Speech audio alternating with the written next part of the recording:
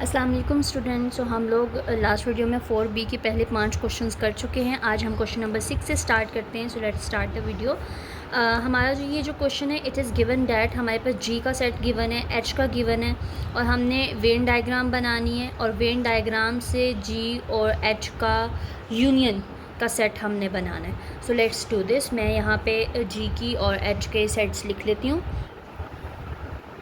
सो मैंने सेट्स लिख लिए हैं। अब हमने इसकी वेन डायग्राम बनानी है।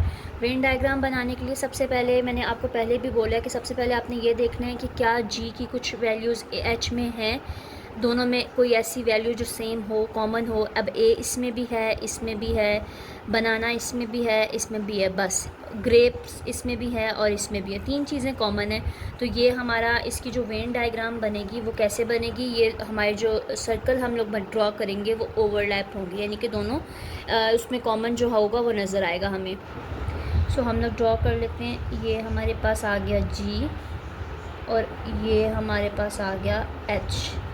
ये चीज़ कॉमन है। अब जो कॉमन थे वो हम बीच में यहाँ पे लिख लेंगे जो दोनों में मौजूद हैं। Apple, banana and grapes. So ये हमारे पास कॉमन थे। बाकी जो G की वैल्यू बची, जैसे कि ऑरेंज, वो हम इसमें लिख लेंगे एंड पियर। ये G की वैल्यू हो गई। और जो H की क्या बचा, सिर्फ स्ट्रॉबेरी। ये हमारी ड्रॉ हो गई वेन डायग्राम। बस आपने हमेशा याद रखना है कि आपने जब भी आप सॉल्व करो तो आप दोनों में देखो कि दोनों में क्या चीज़ कॉमन है। तो कॉमन होगी तो हम उसमें ओवरलैप करके उसकी डायग्राम जो है वो ड्रॉ करेंगे, ठीक है। इसका पार्ट जो B है उसमें उन्होंने बताया कि फ्रॉम द वेन डायग्राम, इस वेन डायग्राम से list all the element in G union. हमने एलिमेंट्स लिखने हैं G यूनियन H के सारे। तो अब G की क्या है, ऑरेंज। मतलब हमने तरतीब, यूनियन का मतलब क्या होता है, सीक्वेंस, सबको तरतीब से लिखना। तो हम जो इसकी वैल्यूज़ हैं उसको तरतीब से लिखेंगे। Durian, pear, apple, banana, grapes and strawberry. तो ये हमने यूनियन निकाल लिया दोनों का और ये इसका आंसर आ गया। So this is your question 6। अब मूव करते हैं हम लोग क्वेश्चन नंबर 7 पे। क्वेश्चन नंबर 7 एक दफ़ा आप अपनी बुक पे देखें, उस पर लिखा हुआ है इफ़ ए, अगर ए की आपके पास एक सेट है, बी के भी आपके पास सेट है, तो हमने एक यूनियन फाइंड करना है और एक इंटरसेक्शन फाइंड करना है। तो हमें पता है कि यूनियन में हम क्या करते हैं, सबको सीक्वेंस से लिखते हैं। इंटरसेक्शन में क्या करते हैं, हम कॉमन लिखते हैं जो दोनों में मौजूद हो। सो हम सेट लिख लेते हैं पहले ए का, मैंगो, पाइन, एप्पल। ये ए का सेट था, ठीक है। बी का हमारे पास टोरियन, रेम्बुटन, मैंगो और शोस्टर। सो अब हमने फाइंड क्या करना है, ए यूनियन बी फाइंड करना है हमने। अब अगर आप देखो यूनियन में हम क्या करते हैं, सीक्वेंस से सारी वैल्यूज़ को लिख देते हैं। अब देखो यहाँ पे टूरियन एक दफ़ा है, यहाँ पे भी है, तो 2 दफ़ा तो हम उसको एक दफ़ा लिखेंगे, यानी कि हम सीक्वेंस लिखेंगे DURIAN। मैंगो 2 दफ़ा है ना, हम उसको एक दफ़ा लिखेंगे। पाइनएप्पल, बाकी जो भी बचा उसको आप सारा सीक्वेंस से लिख दो।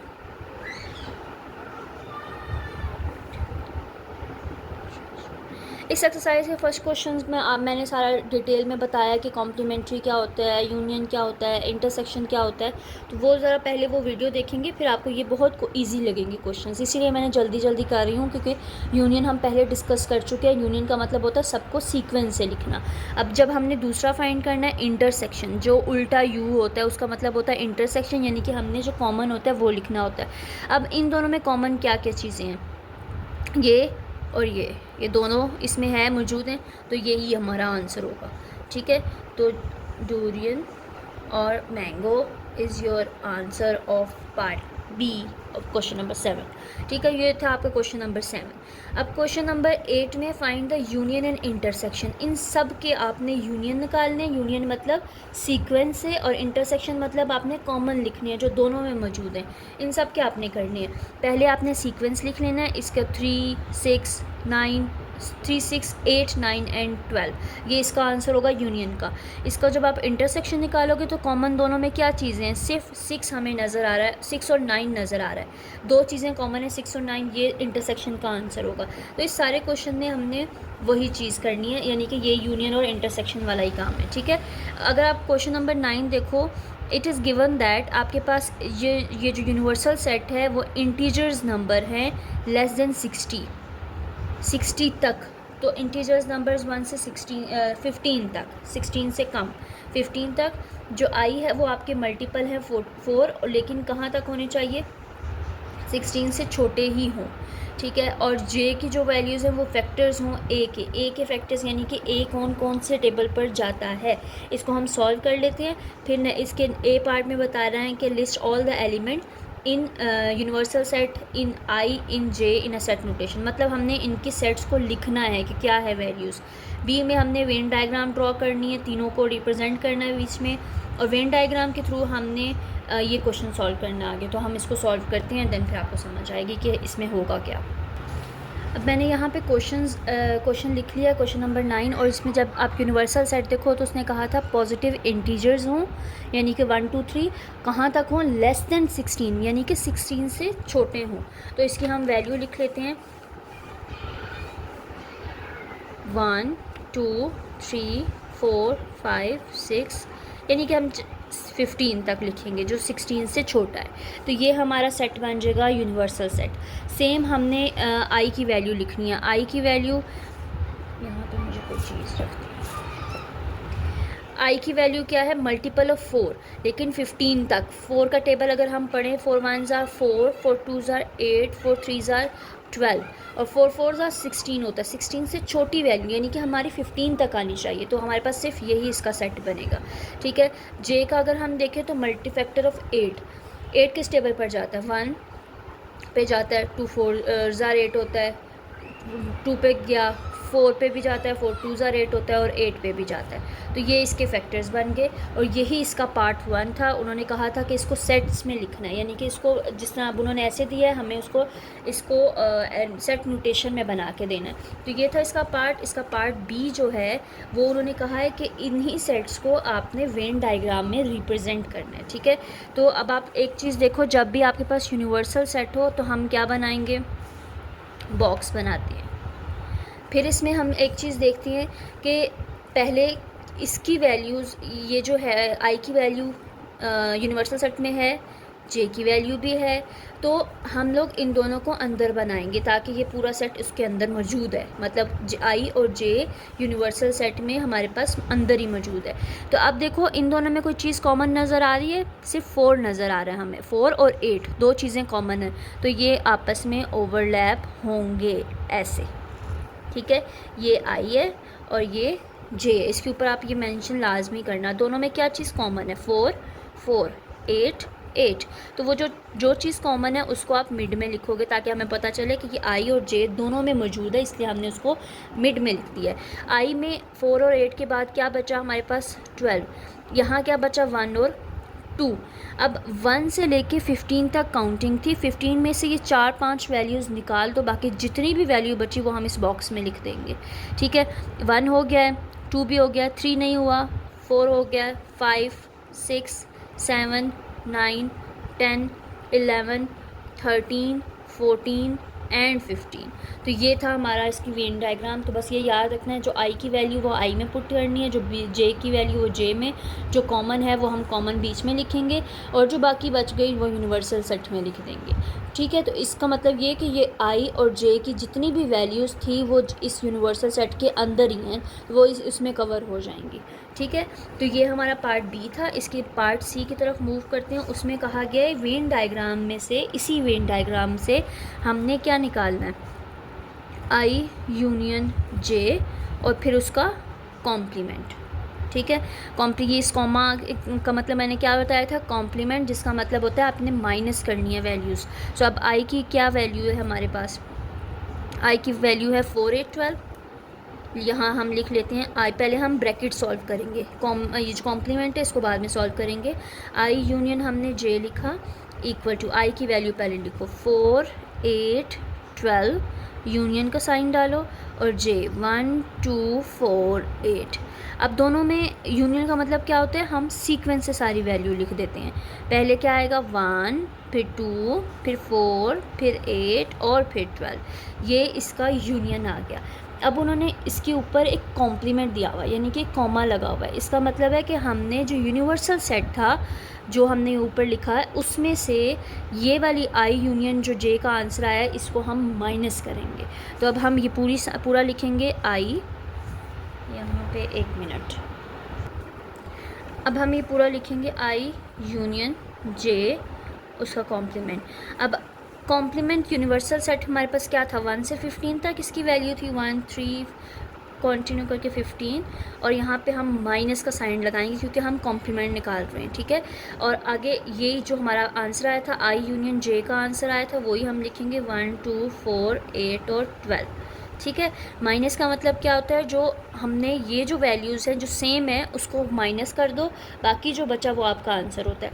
अब ये वाली सारी वैल्यूज़ इसमें मौजूद है ना, इनके अलावा जो कुछ भी बचेगा वो इसका आंसर आएगा, ठीक है। 1 नहीं है इसमें, 2 भी है, 3 नहीं है, 5 6 7 9 10 11 13 14 एंड 15, तो ये इसका आपका आंसर आ जाएगा, ठीक है। तो अब इसको याद रखना है। अब जो हमारा इसका सेकंड पार्ट है उसमें आई इंटरसेक्शन जे करना है, तो वो भी हम सॉल्व कर लेते हैं ताकि आपको समझ आ जाए। इसका पार्ट 2 है हमारे पास आई इंटरसेक्शन जे, एंड देन सिर्फ जे का कॉम्प्लीमेंट बोला है, पूरे ब्रैकेट के ऊपर कॉम्प्लीमेंट नहीं है, सिर्फ जे के ऊपर कॉम्प्लीमेंट है। तो हम पहले सिर्फ जे का कॉम्प्लीमेंट निकालेंगे, उसके बाद हम इंटरसेक्शन की तरफ जाएंगे, ठीक है। अब हमारे पास पीछे जे की वैल्यू क्या थी, जे की वैल्यू थी, हम सिर्फ यहाँ लिख लो 1 2 4 8, जो जे की वैल्यू थी।